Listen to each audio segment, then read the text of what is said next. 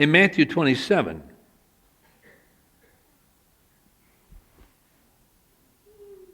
the high priest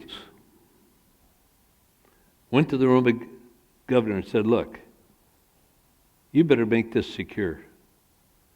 Because if it's true, and the third day he'll rise from the dead, or they steal the body, whatever, we're all really going to be in trouble.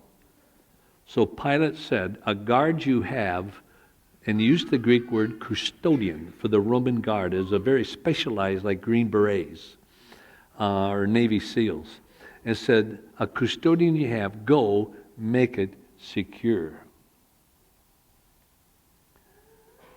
And so they went with a guard, take guards and secure it the best you can.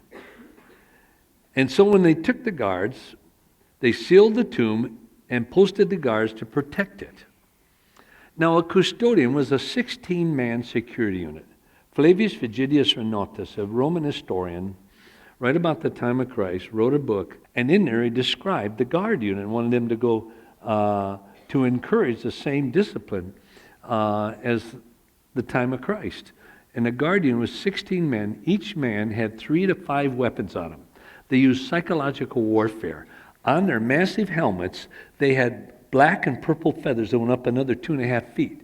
And they would describe how the enemies at a distance made them look like giants, these feathers did.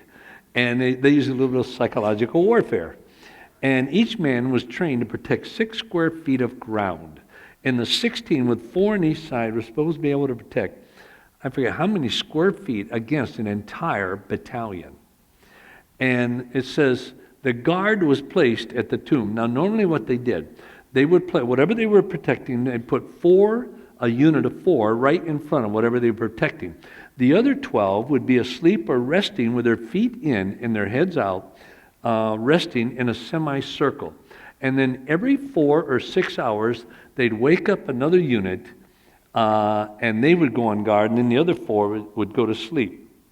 And they did that, so no matter what happened, any time of the hour, whatever, everybody was fresh. And you had to get through the 12 asleep before you could even get to those that were awake. And it was a 16-man unit. It said, I think it was 1 or 2. I said, well, after the resurrection, it says, some of the guard remained at the tomb, and the others went in to the high priest. You say, see, they went to the high priest of the Roman guards. But they went to the high priest because they knew the high priest had great influence with the Roman leader, because that's how they got the guard in the first place. And so they went to the high priest and said, and the high priest said, take this money. They bribed him. If it was a Roman commander, they wouldn't have bribed him, said, you're dead. And they bribed him, said, if this comes to go back and tell them that while you were asleep, they tiptoed in and stole the body. And if it comes to the governor's ears, we'll keep you from being killed or cut off. And it showed that the chief priest had no influence like that with the Roman guard. And it says some of them remained at the tomb, the others, so it shows it's a good-sized multi-person unit.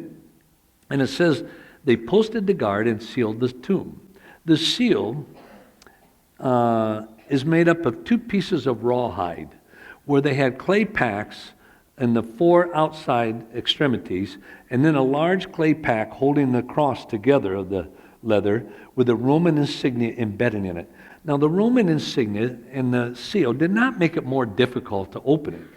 I mean, you could just grab it with your hands and pull it off.